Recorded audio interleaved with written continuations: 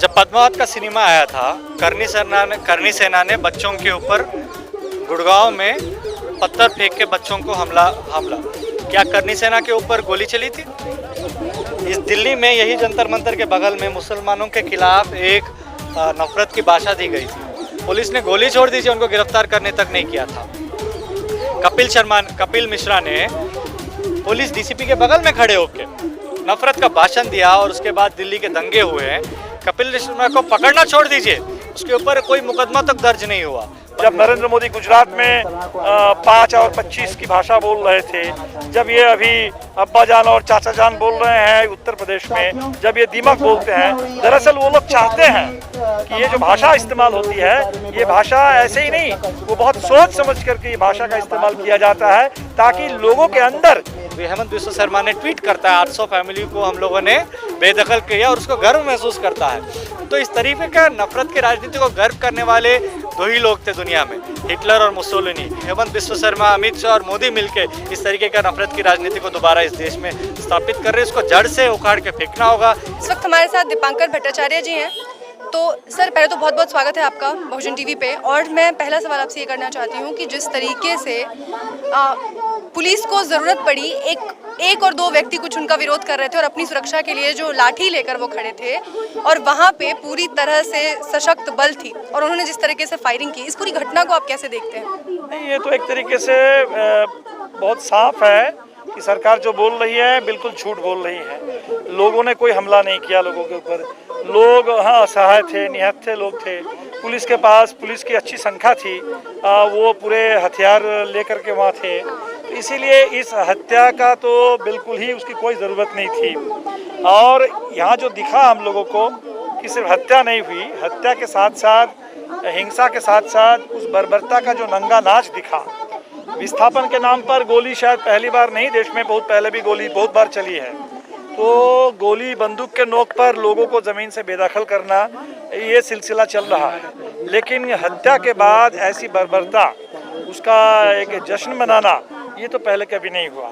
इसीलिए बिल्कुल स्पष्ट है कि पुलिस वाले, सरकार, उनका सारा तर्क गलत है, झूठ है। सेकंड पॉइंट है कि इसके साथ ये आम विस्थापन की घटना नहीं है। आम विस्थापन तो बहुत जगह ज़मीन कब्जा करने के लिए गरीबों को बेदखल किया जाता है। असम के अंदर जो लोग, कुछ लोगों को कह दिया गया कि बाहरी हैं और गैर कानूनी हैं, तो ये गैर कानूनी कह देने से एक तरह से एक तर्क मिल जाता है, छूट मिल जाती है कि गैर कानूनी अगर है तो उनके लिए कोई कानून नहीं अप्लाई करेगा। तो हमें लगता है कि ये कहना बहुत ज़रूरी है कि जो असम में एनआरसी का पूरा दौर चला, 20 लाख लोग एनआरसी से बाहर हुए, तो जो एनआरसी से बाहर हुए वो गैर कानूनी नहीं हो गए। उनके पास मान लीजिए जो डॉक्यूमेंट था, वो डॉक्यूमेंट किसी कारण से स्वीकृत नहीं हुआ, तो आप उनको कह सकते हैं कि वो अनडॉक्यूमेंटेड सिटीजन है, डॉक्यूमेंटलेस सिटीजन है। लेकिन किसी को भी गैर कानूनी कह करके ये हत्या करने की इजाज़त नहीं हो सकती है। हमें ये समझना होगा कि ये अमित शाह, नरेंद्र मोदी, जब एनआरसी, एनपीआर और सीए का सिलसिला शुरू हुआ, उस समय अमित शाह ने 2 बातें कही थी। एक, उन्होंने कहा कि क्रोनोलॉजी समझिए कि पहले ऐसा कानून आएगा, उसके बाद ये होगा। तो वो क्रोनोलॉजी की बात कर रहे थे, लेकिन वो क्रोनोलॉजी तो अतीत की बात हुई। भविष्य में क्या होने वाला है वो असम बता रहा है कि अगर आप 20 लाख लोगों को, 5 लाख लोगों को एनआरसी करके बाहर कर देंगे और तो उन लोगों के साथ ऐसा ही बर्ताव होगा। दूसरा, अमित शाह ने एक शब्द इस्तेमाल किया था कि ये बाहर से आने वाले लोग दीमक की तरह हिंदुस्तान को बर्बाद कर रहे हैं। तो जब हम किसी आदमी को दीमक कह करके चिन्हित करते हैं तो दीमक का तो सफाया किया जाता है। इसका मतलब ही है कि एक तरीके से मैस एक्सटर्मिनेशन के लिए, एथनिक क्लिंसिंग के लिए सरकार लोगों को इंसाइट कर रही थी। और ये इसलिए हम कहेंगे कि सत्ता प्रायोजित जो हुआ है वो सत्ता प्रायोजित है। सरकार को जिम्मेदारी लेनी होगी। इसीलिए हमने मुख्यमंत्री का इस्तीफा मांगा और इस पूरे नफरत की राजनीति पर रोक लगाने की जरूरत है। 27 तारीख का जो भारत बंद है उसमें ये मुद्दा भी जोर शोर से उठेगा, किसानों के सवालों के साथ साथ। इससे पहले असम में हमने देखा था कि जिस तरीके से आतंकवादी संगठनों के तरफ से कुछ हमले किए जा रहे थे और जिस तरीके से असम उस वक्त भी चल रहा था, तब ये पुलिस व्यवस्था और ये उनकी कार्रवाई हमने इस ताकत के साथ नहीं देखी, इतने फोर्स के साथ नहीं देखी। और अब निहत्थे लोगों पे ये गोलियां चला रहे हैं, वो भी सीने पे। तो ये जो पूरा स्क्रीन प्ले है जिसे कि हम वीडियो के तौर पे देख रहे हैं सोशल मीडिया पे, आप इसके बारे में क्या कहना चाहेंगे? नहीं, ये देखिए, हमें लगता है कि वीडियो तो शायद सरकार ने ये सोचा होगा, ये वीडियो दिखा करके लोगों में हम डर पैदा करेंगे। ये वीडियो आमतौर पे नहीं, तो वीडियो किसने शूट किया और वो वीडियो कैसे वायरल हुआ? तो अक्सर हम देख रहे हैं कि जब मॉब लिंचिंग हो रही है या ऊना में जिस तरीके से घटना घटी थी दलितों के खिलाफ, जो अभी यहाँ हो रहा है, ये वीडियो जो लोग हमला करते हैं उनको लगता है कि ऐसे वीडियो हम अगर लोगों को दिखाएंगे तो लोग डर जाएंगे। लेकिन हमें लगता है कि असम में भी, जैसे ऊना में भी उल्टा हुआ था, असम में भी उल्टा होगा, लोग डरेंगे नहीं, बल्कि अब असम के अंदर लोगों में ये बात आने लगी है कि भाई यहाँ अब एक लाइन खींचनी पड़ेगी कि हम ये किसी एनआरसी के नाम पर पूरे जो लोकल लोग हैं, लोकल लोगों के अधिकार के नाम पर ऐसा नहीं हो सकता। ये बर्बरता के लिए छूट नहीं होनी चाहिए। एक आखिरी सवाल आपसे ये करना चाहूंगी कि हमने ऐसे पत्रकार भी देखे हैं, गणेश शंकर विद्यार्थी जैसे, जो दंगे रुकवाने के लिए अपनी जान कुर्बान कर देते हैं, और एक पत्रकार इस दौर में हम वैसा भी देख रहे हैं जो कि एक मरे हुए व्यक्ति पे, मुर्दा व्यक्ति पे उस पर चढ़ के और लात घूसों से उसे मार रहा है। इसको कैसे देखते हैं? हम तो इनको पत्रकार मानते नहीं है। देखिए, ये तो मेरे ख्याल से कोई पुलिस के अपने फोटोग्राफर होंगे, पुलिस के साथ साथ वो दरअसल वो भी एक तरह से पुलिस का ही, बाकी पुलिस के पास हथियार था, उनके पास अपना कैमरा था। इतनी अंदर से घृणा क्यों किसी एक के? यही तो पैदा किया गया, यही नफरत, इसी के बीच लगातार भाजपा वाले बोल रहे थे, और इसीलिए हमें लगा कि ये जो घटना घटी है, ये सब लोगों को ये बात समझ लेना चाहिए कि दरअसल जब भाजपा वाले ऐसी ऐसी भाषा बोलते हैं, जब नरेंद्र मोदी गुजरात में 5 और 25 की भाषा बोल रहे थे, जब ये अभी अब्बा जान और चाचा जान बोल रहे हैं उत्तर प्रदेश में, जब ये दीमक बोलते हैं, दरअसल वो लोग चाहते हैं कि ये जो भाषा इस्तेमाल होती है, ये भाषा ऐसे ही नहीं, वो बहुत सोच समझ करके ये भाषा का इस्तेमाल किया जाता है, ताकि लोगों के अंदर जो सबसे किसी के अंदर भी शायद अगर ऐसा कोई पहलू है तो उन घृणित पहलुओं को उभारने के लिए और एक तरीके से लोगों को एक इसी तरीके से हिंसक भीड़ में तब्दील करने के लिए ऐसा किया जाता है। तो मुझे तो लगता है कि ये सब कुछ एक सोची समझी रणनीति है, और इसी तरीके से लोगों को डराना चाहते हैं कि बाकी लोग अपने जमीन ऐसे ही छोड़ करके भाग के चले जाएं। और ये जो जमीन कब्जा हो रही है, ये भी बात समझ लेना चाहिए कि ये जमीन हो सकता है, कहा जा रहा है कि लोगों को मिलेगा, असम के लोगों को जमीन मिलने वाली नहीं है। ये जमीन पर कॉर्पोरेट की निगाह है, और ये जमीन पर कल कॉर्पोरेट कब्जा होगा, बाबा रामदेव का कब्जा होगा, और इस जमीन को लेकर के मुनाफा कमाया जाएगा, लेकिन लोगों को यहाँ से विस्थापित किया जा रहा है, इस पर रोक लगनी है। इससे पहले भी हमने देखा है किस तरीके से पतंजलि को जमीनें दी गई थी। सर, सवाल मेरा ये है आपसे कि जिस तरीके से आपने कहा कि जो बयान गृह मंत्री और प्रधानमंत्री लगातार देते रहते हैं, उनके कैबिनेट के मंत्री भी देते रहते हैं, उनके उन बयानों का, उनके उस सोच का कहीं ना कहीं असर अब जिस तरीके की घटनाएं हम देख रहे हैं वो होने लगा है। वो जो चाहते थे, जो मानसिकता वो पैदा करना चाहते थे, वो हो चुका है। बिल्कुल वही दिख रहा है, और इसीलिए हम कहेंगे असम की घटना पूरे देश के लिए एक अल्टीमेट वार्निंग है।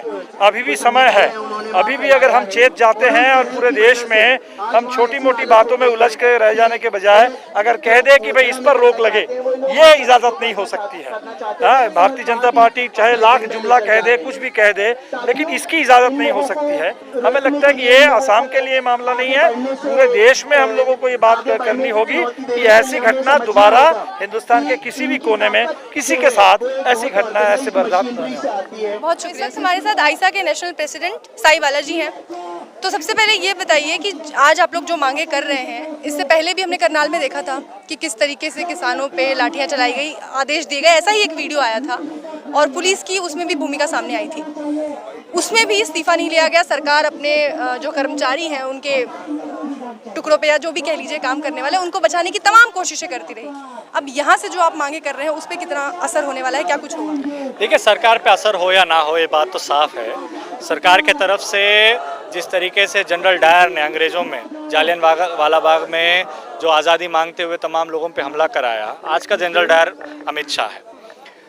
जामिया यूनिवर्सिटी में सीए आंदोलन के खिलाफ जो लड़ाई चल रही थी, लाइब्रेरी के अंदर घुस के पुलिस ने जो मारा हमने देखा, और जिस तरीके से आरएसएस और बीजेपी के लोगों ने वहाँ के प्रोटेस्टर्स के ऊपर गोलियां चलाया और हमने देखा, और उनके ऊपर कोई कार्रवाई नहीं हुई। किसानों के खिलाफ जिस तरीके का प्रोपेगेंडा को फैलाया गया, खालिस्तानी कहते हुए, आतंकवादी कहते हुए, देशद्रोही कहते हुए, हमने देखा। और इससे पहले जिस तरीके से जब से सरकार में आया उस टाइम पे जब बीजेपी के प्रेसिडेंट थे अमित शाह, अभी तो गृह मंत्री है, उन्होंने मुसलमानों को लेके भाषा का कुछ खास इस्तेमाल किया। उनको टर्माइट्स बोला, उनको देशद्रोही बोला, उनको घुसपैठी बोला, और इस तरीके का भाषा इस पूरे दुनिया में एक ही बार इस्तेमाल हुआ था, यहूदियों के खिलाफ, जूस के खिलाफ। जर्मनी में उस टाइम के गोबल्स ने, हिटलर ने इस्तेमाल किया, और वहाँ पे स्टेट स्पॉन्सर्ड होलोकास्ट का एक पूरा प्लेग्राउंड उन्होंने रचाया और उनकी हत्या की। और आज इस देश में, इस देश के माइनॉरिटीज़ के खिलाफ, अगर किसानों में आपको सिख दिख जाता है उनको खालिस्तानी बोल दीजिए, अगर देश में सरकार के खिलाफ आवाज़ उठाने वालों में मुस्लिम दिख जाता है आपको उसको देशद्रोही कह दीजिए, और NRC और CA के नाम पे उनके कत्ल कर दीजिए। असम में जब NRC का प्रोजेक्ट फेल हुआ, क्योंकि NRC में जब 19 लाख लोगों का नाम नहीं था और उसमें सारे धर्म के लोग थे, सरकार ने एक नया तरीके के NRC का चुनाव जीतने के बाद उन्होंने प्रयोग किया। वो है कि जो गरीब मुसलमान हैं उनके घर से उनको विस्थापन करने का। दिल्ली में भी हमने धोबी घाट में देखा किस तरीके से गरीब मुसलमानों को विस्थापन करने का कोशिश किया जा रहा है। और जब विस्थापन जिसके घर में आप जाके करेंगे, अगर वो विरोध करेगा, उसके सीने पे आप फांसीवादी का गोली चला दीजिए और उसके छाती पे फांसीवादी का नाच होगा। और इसका नतीजा किसने दिया? इसका नतीजा अमित शाह, बीजेपी और RSS की तरफ से चलता हुआ नफरत ने दिया है। और इसीलिए जो हम लोगों की मांग है वो भले ही सरकार नहीं माने, बट ये रिश्ता तो साफ हो गया कि हेमंत बिश्व शर्मा का भाई सुशांत बिश्व शर्मा ने गोली चलवाने का आदेश दिया, क्योंकि वो वहाँ का SP था। और वो विस्थापन होने के बाद हेमंत बिश्व शर्मा ने ट्वीट करता है 800 फैमिली को हम लोगों ने बेदखल किया, और उसको गर्व महसूस करता है। तो इस तरीके का नफरत की राजनीति को गर्व करने वाले दो ही लोग थे दुनिया में, हिटलर और मुसोलिनी, और उनके सहयोग थे गोबल्स। और आज के दौर में अगर आप कहेंगे हेमंत बिश्व शर्मा, अमित शाह और मोदी मिलके इस तरीके का नफरत की राजनीति को दोबारा इस देश में स्थापित कर रहे हैं, इसको जड़ से उखाड़ के फेंकना होगा, इसके खिलाफ जड़ से लड़ना पड़ेगा। और ये कोई पुलिस ऑफिसरों की इस्तीफा देने की मांग से नहीं रुकेगी, उनके ऊपर खाली कार्रवाई का मांग से नहीं रुकेगी, बल्कि पूरे देश में जिस तरीके के राजनीति लोगों के दिमाग में डाला उसको उखाड़ फेंकने से ही रुकेगा। मतलब जी, अभी भी हम एक लोकतांत्रिक देश में रहते हैं, सबसे बड़ा लोकतंत्र, सबसे मजबूत लोकतंत्र जिसकी दुहाई हम देते हैं, उस लोकतांत्रिक देश में एक व्यक्ति जिसने लाठी पकड़ा है हाथ में अपनी सुरक्षा के लिए, और पुलिस की पूरी बटालियन और पुलिस गोली चला देती है अपनी सुरक्षा के लिए, और कहती है कि हमें अपनी सुरक्षा, अपनी जवानों की सुरक्षा के लिए हमने वो फायरिंग की, और 2 लोगों की जान चली जाती है। इस तरीके का लोकतंत्र कितने दिनों तक जी सकता है? जब पद्मावत का सिनेमा आया था, करनी सेना ने बच्चों के ऊपर गुड़गांव में पत्थर फेंक के बच्चों को हमला क्या करनी सेना के ऊपर गोली चली थी? इस दिल्ली में यही जंतर मंतर के बगल में मुसलमानों के खिलाफ एक नफरत की भाषा दी गई थी। पुलिस ने गोली छोड़ दी, उनको गिरफ्तार करने तक नहीं किया था। कपिल मिश्रा ने पुलिस DCP के बगल में खड़े होकर नफरत का भाषण दिया, और उसके बाद दिल्ली के दंगे हुए हैं। कपिल मिश्रा को पकड़ना छोड़ दीजिए, उसके ऊपर कोई मुकदमा तक दर्ज नहीं हुआ, बल्कि उल्टा जो विक्टिम है उनके ऊपर UAPA डाला, उनके ऊपर सेडिशन डाला और उनको जेलों में डाला। तो JNU में जो हमला हुआ कोमल शर्मा के माध्यम से, अभी तक क्या कोमल शर्मा को पकड़ा गया? क्या उनके ऊपर लाठी डाला गया? नहीं, कुछ भी नहीं। कश्मीर में सरकार वहाँ के लोगों के ज़मीन छीनने के लिए राजनीतिक सुरक्षा दे रही है लोगों को, जाके आप बस जाइए, और दूसरे जगह जो लोग बसे हुए हैं उनको उखाड़ने की बात कह रहा है। तो साफ तौर पे दिखता है कि सरकार ने अपनी राजनीति को तय कर लिया।